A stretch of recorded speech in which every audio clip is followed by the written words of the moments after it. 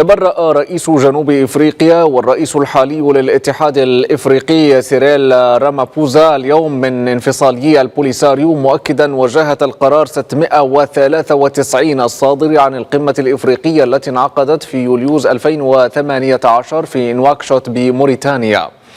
ويمثل تأكيد رئيس دولة جنوب إفريقيا نجاحا إضافيا للمغرب في مواجهة المحاولات والمناورات الغاشمة التي ينهجها أعداء الوحدة الترابية للمملكة سعيا إلى زرع بذور الانقسامات داخل القارة، في وقت يواصل فيه المغرب بثقة تامة مساهمته القيمة في الجهود الرامية إلى انبثاق إفريقيا قادرة على تولي زمام مستقبلها بنفسها. ويكرس القرار 693 حصرية الأمم المتحدة إطارا للبحث عن حل للنزاع الإقليمي حول الصحراء المغربية، مع إنشاء آلية الترويكا لدعم جهود الأمم المتحدة لتسوية هذا النزاع المفتعل.